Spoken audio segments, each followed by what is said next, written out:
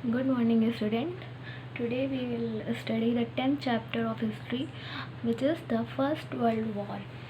We all know that there two world war took places, the First World War and the Second World War.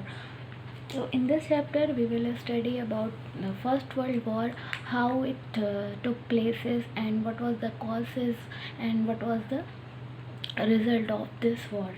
So let's read the chapter. The First World War started between the great powers of Europe in 1914 and is referred to as World War First. जो ये world war थी इसने 1914 में इस 1914 में ये start हुई और ये 1918 तक ये वॉर चली। ये एक बिगेस्ट वॉर थी जो इसमें कि पूरे वर्ल्ड की मोस्टली कंट्रीज़ इन्वॉल्व थी और ये कहाँ से स्टार्ट हुई? यूरोप के ग्रेट पावर्स कंट्रीज से, यानी कि उस टाइम पे यूरोप एक पावरफुल कंट्री थी और वहाँ से ये वर्ल्ड वॉर स्टार्ट हुई।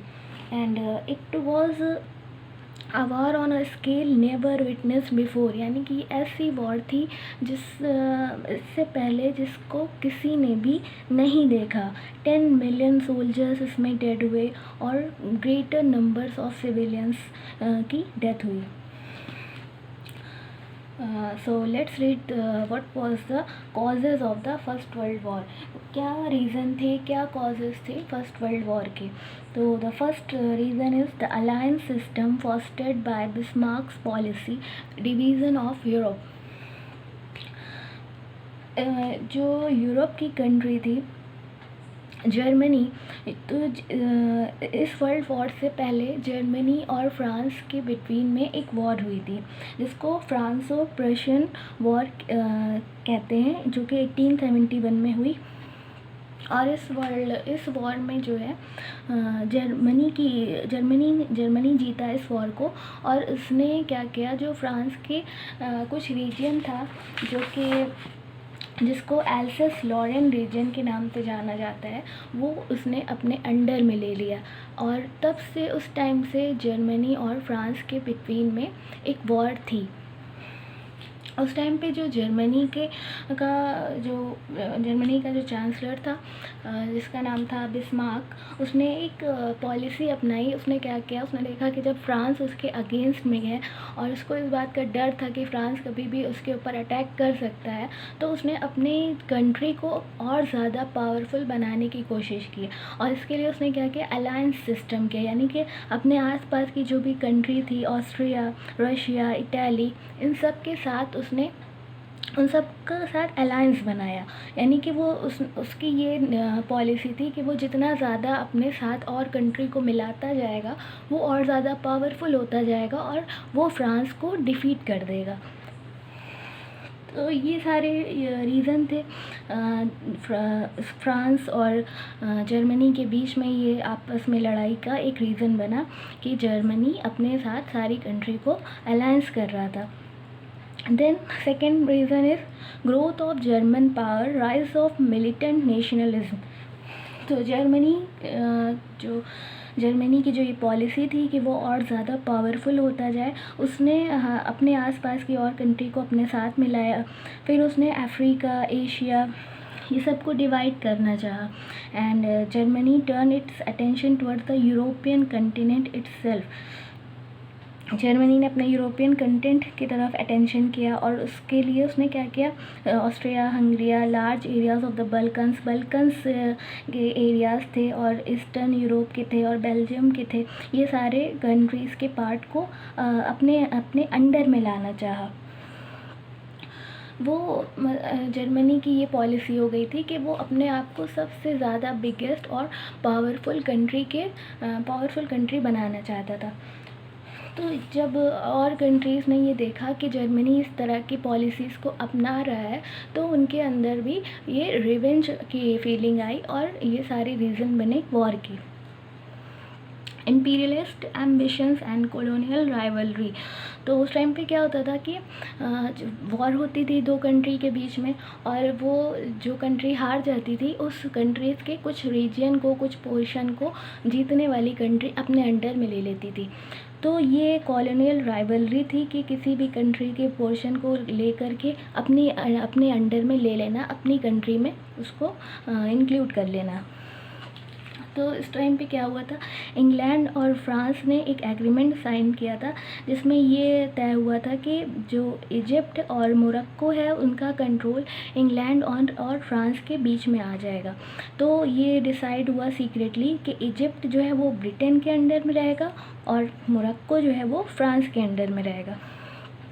जर्मनी को ये चीज़ पसंद नहीं आई, तो उसने क्या किया, मोरक्को कंट्री को भड़काना शुरू किया।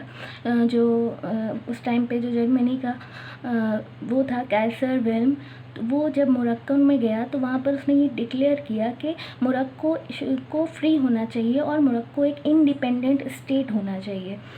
तो ये भी जब उसने मोरक्को को फ्रांस के अगेंस्ट किया तो ये भी एक रीज़न बना वॉर का। देन बल्कन टेंशन में जितनी भी बल्कन के कंट्रीज़ थी, तो जब जर्मनी ने ऑस्ट्रिया को अपने अंडर में कर लिया तो ऑस्ट्रिया ने डिसाइड किया कि वो अपना और ज़्यादा एक्सपेंशन करे, यानी कि अपनी कंट्री का और ज़्यादा एक्सपेंशन करे। ऑस्ट्रिया ने ये डिसाइड किया, तो उसने देखा कि बल्कन के जो स्टेट हैं वो उसको अपने अंडर में लेना चाहा उसने। और ऑस्ट्रिया की सर्बिया से लड़ाई थी उस टाइम पे, और जो सर्बिया के कुछ पोर्शन थे वहाँ के जो लोग थे वो अपना एक अलग, ऑस्ट्रिया के कुछ लोग अपना अलग कंट्री बनाना चाहते थे, फ्रीडम चाहते थे। इसी तरह सर्बिया के कुछ लोग अपने अलग कंट्री बना के फ्रीडम चाहते थे। तो ये चीज़ भी ऑस्ट्रिया को पसंद नहीं आई कि उसकी कंट्री के लोग इंडिपेंडेंट हो के अलग हो जाए। तो इस तरह ऑस्ट्रिया और सर्बिया के बीच में वॉर हुई। Then the Bosnian crisis. तो बोस्नियन क्राइसिस में क्या हुआ, जो टर्किश कंट्री थी उसको भी ऑस्ट्रिया ने अपने अनेक्सेशन में शामिल करना चाहा, टर्किश को अपने अंडर में लेना चाहा। तो इस तरह टर्किश कंट्री और ये रशियन कंट्री, सर्बिया कंट्री, इन सब के बीच में आपस में वॉर होने लगी।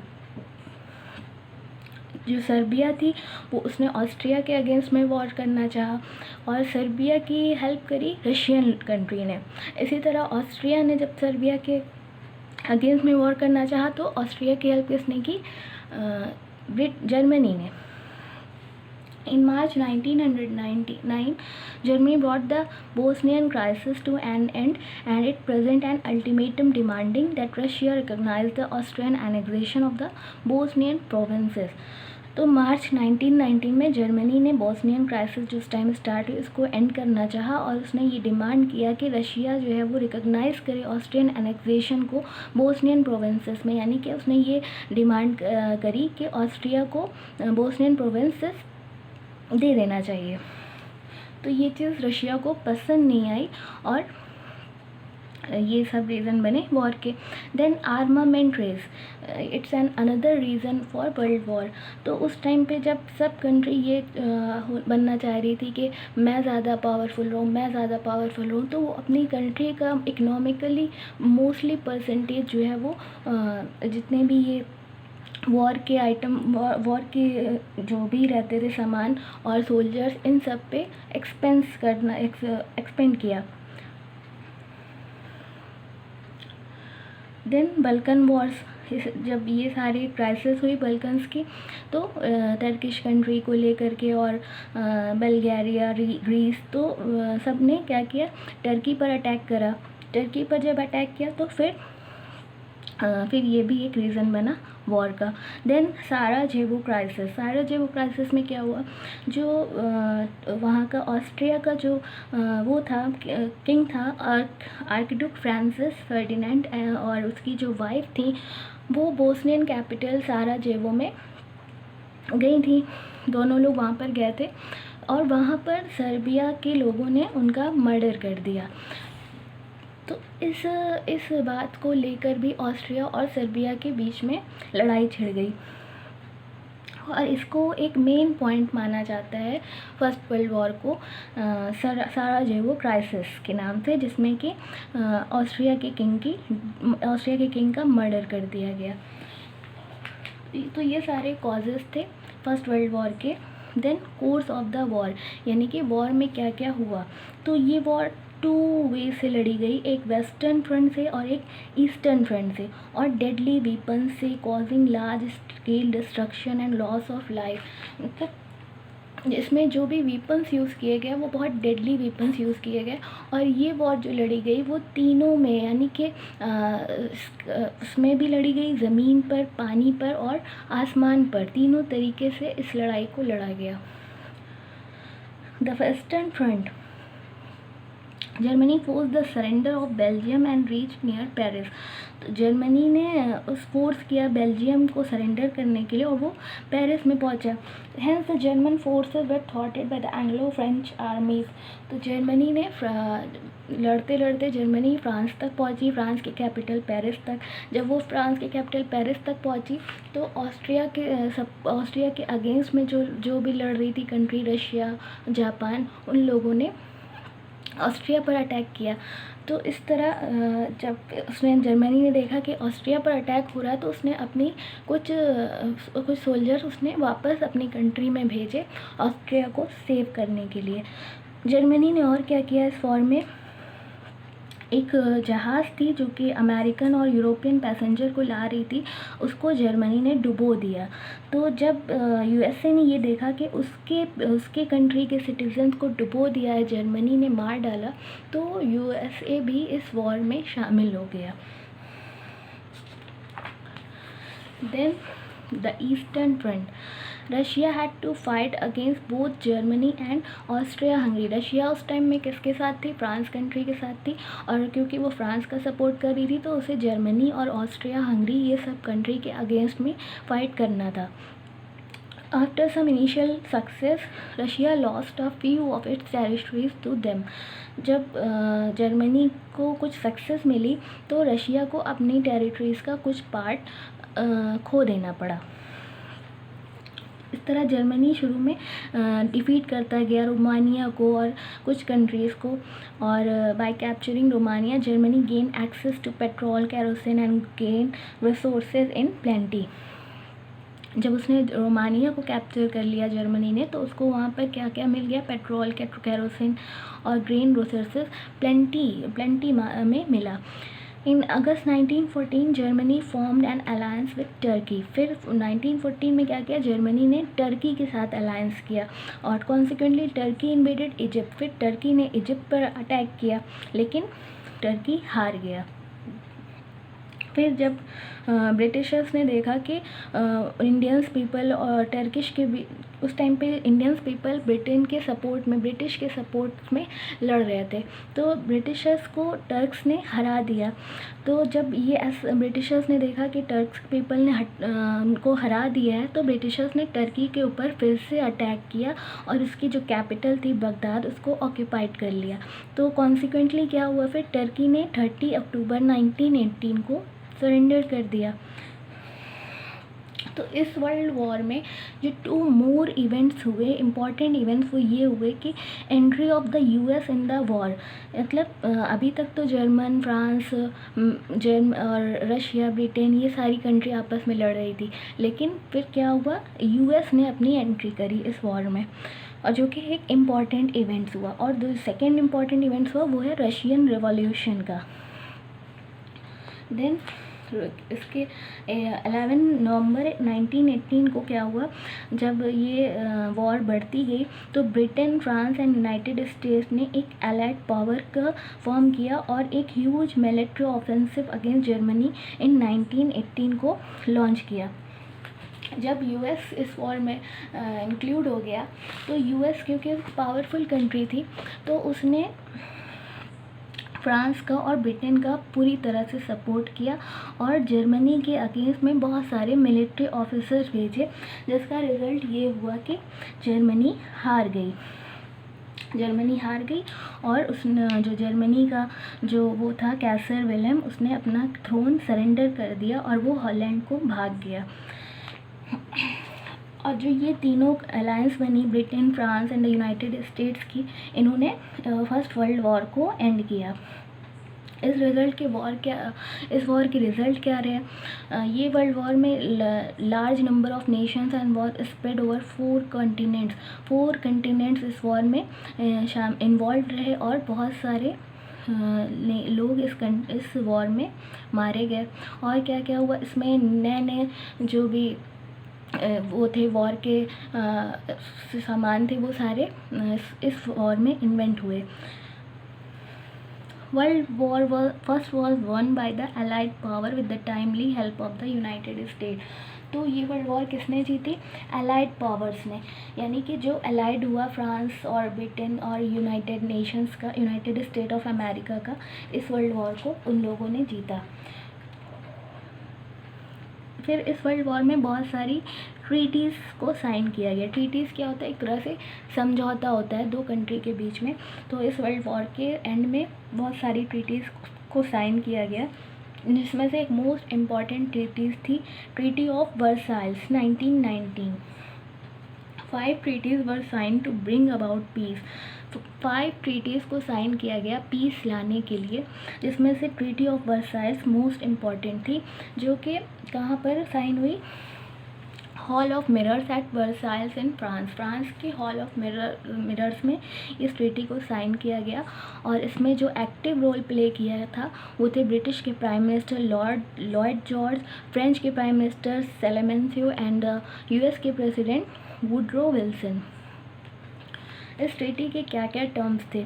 जब इन सारी कंट्रीज़ ने जर्मनी को हरा दिया, तो जर्मनी के अगेंस्ट में ये सारे टर्म्स थे इस ट्रीटी के। पहला क्या था कि Germany was declared guilty of aggression, यानी कि जर्मनी को ये डिक्लेयर कर दिया गया कि जितने भी ये सारे नुकसान हुए हैं वो सिर्फ और सिर्फ जर्मनी की वजह से हुए हैं। जर्मनी को अपने बहुत सारे प्लेसेस को इवैक्यूएट करना पड़ा, मतलब जो भी उसने जब वो वॉर करती थी और जर्मनी जीतती थी तो वो अपने दूसरी कंट्री के पोर्शन को अपनी कंट्री में मिलाती थी, वो सारे कंट्रीज़ के पोर्शन उसको वापस करने पड़े, और इसके साथ साथ अपनी कंट्री के पोर्शन भी उसको दूसरी कंट्री को देने पड़े। एल्सेस लॉरेन जो कि उसने फ्रांस से कैप्चर किया था, वो भी उसको फ्रांस को रिटर्न करना पड़ा। द सार कोल माइंस ऑफ जर्मनी, जो जर्मनी का कोल माइंस था, जो कोयले की खान थी, उसे फ्रांस को 15 साल तक देना पड़ा as a compensation. Most of the Polish territories held by Germany were returned to the new Republic of Poland। और उस टाइम पे पोलैंड एक न्यू रिपब्लिक बना और उसको बहुत सारी टेरिटरीज़ अपनी पोलैंड को देना पड़ा। फिर जो उसका जर्मनी का जो लार्जेस्ट सी पोर्ट था उसको फ्री पोर्ट करना पड़ा, यानी कि वहाँ पर वो कोई भी अपने सोल्जर नहीं रखेगा, एकदम फ्री रखेगा। और Belgium got back Eupen and Malmedy from Germany, और जो ये बेल्जियम थे, यूपेन थे, वो सब उसको बेल्जियम को वापस मिले यूपेन को। Germany colonies in Africa were shared between Britain, France, Belgium and Portugal and south Africa. Germany की जो भी कॉलोनीज़ थी अफ्रीका में, वो उसको शेयर करनी पड़ी इन सारी कंट्रीज़ के बीच में। Germany was asked to surrender all war criminals including Kaiser William was declared the chief culprit. Holland refuse to surrender him, later this clause was dropped. Germany को ये कहा गया कि उसकी कंट्री के जितने भी क्रिमिनल हैं वो सारे उसको सरेंडर करना पड़ेगा।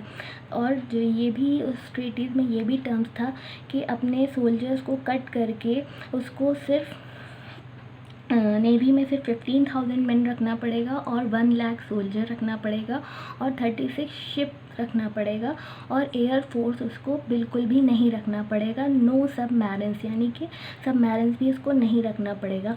ये सारे उसके टर्म्स थे। As a compensation the victorious allies gain control of German merchant ships. और कंपनसेशन में क्या हुआ कि जो भी विक्टोरियस अलाइज थी उसको जर्मन की मर्चेंट शिप पर कंट्रोल मिल गया। Japan was given a mandate of the North Pacific Island possessed by Germany before the war।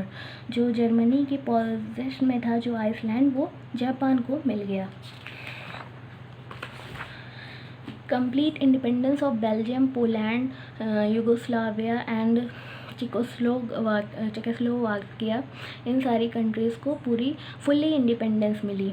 And it was agreed by all the parties that an international organisation called the League of Nations should be set up to maintain peace and security in the future. और उनकी जो parties थी, जो भी, उन सब ने ये एग्री किया कि वो एक इंटरनेशनल ऑर्गेनाइजेशन बनाएंगे जिसको कि लीग ऑफ नेशन कहा गया, वो बनाएंगे, और जिससे कि हर कंट्री के बीच में अपना एक पीस और सिक्योरिटी मेंटेन रहे। तो ये सारे पॉइंट्स थे ट्रीटी ऑफ वर्साइल्स के। इसके अलावा भी जो ट्रीटीज़ थी वो थी treaty of Saint Germain, treaty of Bulgaria, treaty of Neuilly, treaty of Trianon and treaty of Sevres. तो ये सारी भी ट्रीटीज़ थी। जो ट्रीटी ऑफ सेंट जर्मन थी वो ऑस्ट्रिया के साथ थी, और ऑस्ट्रिया के रीजन को इसमें डिस्ट्रीब्यूट कर दिया गया, पोलैंड को, और कुछ पार्ट इटली को दे दिया गया। इसी तरह ट्रीटीज़ ऑफ ट्रियोन थी, वो हंगरी के साथ थी। इसमें हंगरी के पोर्शन को यूगोस्लाविया और चेकोस्लोवाकिया को दिया गया। इसी तरह न्यूली की जो ट्रीटीज़ थी वो बल्गारिया के साथ थी, और इसमें बल्गारिया के कुछ पोर्शन को यूनान और रोमानिया को दिया गया। देन ट्रीटी ऑफ सीवियस थी, वो टर्की के साथ थी। इसमें भी टर्की के पोर्शन को यूनान और इटली, फ्रांस को दिया गया। तो इस तरह ये सारी ट्रीटीज़ साइन हुई। Impact of the treaty of Versailles, जो वर्साइल्स की ट्रीटी थी उसका इम्पैक्ट क्या पड़ा। तो ये जो ट्रीटी थी, Britain security was assured by the surrender of German fleet, means ये पूरे जर्मन को इस ट्रीटी ने सरेंडर कर दिया था बिल्कुल। And however seem to have won an uneasy victory, France जो था उसको एक आसानी से विक्ट्री मिल गई थी। फ्रांस अभी भी एक वीकर कंट्री था, लेकिन उसको सपोर्ट किसका मिल गया था, यूनाइटेड स्टेट्स ऑफ अमेरिका का। लेकिन फिर भी उसको डर था कि वो आगे भी अगर कभी वॉर होगी तो वो हार सकता है, क्योंकि वो अभी भी एक पावरफुल कंट्री नहीं था। और जर्मनी को जो ये फोर्स किया गया इस सारी ट्रीटीज़ को साइन करने के लिए, तो जर्मनी के अंदर भी ये फीलिंग थी कि उसके साथ ज़बरदस्ती करके ये साइन करवाया जा रहा है। Turkish nationalist refuse to accept the treaty of Sevres, जो ट्रीटी ऑफ सीवियर्स टर्की के साथ साइन करी गई थी उसको टर्किश के नेशनलिस्ट ने रिफ्यूज़ कर दिया था। और जो ट्रीटी ऑफ लॉसिन साइन करी गई थी, ये this treaty return to Turkey all its territories as held by it in Europe. और इसमें क्या किया गया था, टर्की की जो भी टेरिटरीज थी उस जो यूरोप ने अपने अंडर में ले ली थी वो वापस कर दी गई थी। तो इस तरह इस जो ट्रीटी में साइन हुई थी, इसने एक तरह से दूसरे वर्ल्ड वॉर की बीज डाग को बो दिया था। Formation and league of the Nations, जो प्रेसिडेंट वुड्रो विल्सन थे उन्होंने अमेरिका कांग्रेस में 14 पॉइंट का प्रोग्राम को साइन किया था, और उसमें उन्होंने ये बनाया था कि according to the League of Nation, जो कि 10 जनवरी 1920 को साइन किया गया था, और इसका हेडक्वार्टर जेनेवा स्विट्ज़रलैंड में है। इसके जो मेन एम थे और ऑब्जेक्ट थे वो ये थे कि वर्ल्ड के सभी स्टेट को प्रोहिबिट किया गया था कि वो किसी भी तरह की सीक्रेट ट्रीटीज़ और अलाइंसेस नहीं करेंगे। यानी कि इससे पहले क्या होता था कि जो भी कंट्री थी आपस में, आसपास की कंट्री थी, वो आपस में सीक्रेटली अलाइंस बना लेती थी, जैसे कि जर्मनी ने किया था। तो इस लीग ऑफ नेशन में इस चीज़ को प्रोहिबिट कर दिया गया। Then the member states were not supposed to maintain huge armies, warships and destructive armaments. फिर उसके टर्म्स एक ये था कि जो भी मेंबर थे इस लीग के, उनको ये कहा गया था कि वो कोई भी बहुत ज़्यादा आर्मीज़ और वॉर के जो भी सामान थे, आर्मामेंट्स थे, उनको बहुत ज़्यादा इकट्ठा नहीं करेंगे। और all state were respect to each other independence, और जो भी इसमें स्टेट्स थे उनको एक दूसरे की रिस्पेक्ट करना था, एक दूसरे के इंडिपेंडेंस की रिस्पेक्ट करना था। All states were to refer their mutual dispute, और ये था कि जो भी किसी स्टेट में अगर डिस्प्यूट होता है तो वो लीग ऑफ नेशंस के पास इसका सेटलमेंट करेंगे। और the member states were to take necessary action as directed by the League against any state which tried to disturb world peace and order. अगर कोई कंट्री किसी को डिस्टर्ब करती है तो लीग जो भी डिसीज़न लेगी उसको फ़ौरन फॉलो करना पड़ेगा। और इसके अलावा क्या था कि इस लीग का एक मेन फंक्शन ये भी था कि cultural, social and economic cooperation को बढ़ावा दें जो भी इसके मेंबर स्टेट थे आपस में। इस लीग ने अपना बेस्ट दिया अपने एम और ऑब्जेक्टिव को पूरा करने के लिए, लेकिन ये लीग फेल हो गई। क्यों फेल हो गई? क्योंकि इटली और जर्मनी में डिक्टेटरशिप की राइज होने लगी और this led to the gradual decline of the league, और इसने इस लीग को ग्रेजुअल डिक्लाइन किया और in which finally could not fate the an onslaught of another world war and was wiped out of existence. और इस जो dictatorship start हुई इसने क्या किया, सेकेंड वर्ल्ड वॉर को होने से ये लीग रोक नहीं पाई और ये इसका जो एग्जिस्टेंस था वो ख़त्म हो गया। तो इस तरह ये वर्ल्ड वॉर के मेन पॉइंट थे। आपको ये याद रखना होगा कि वर्ल्ड वॉर कब से हुई, इसके मेन क्या क्या कॉजेज़ थे और कौन कौन सी ट्रीटीज़ इसमें साइन हुई और इसका इफ़ेक्ट क्या पड़ा, और जो लीग ऑफ नेशंस थे इसके क्या टर्म्स थे और क्या नॉर्म्स थे। ये सारे मेन पॉइंट्स आपको लर्न करने होंगे। Thank you.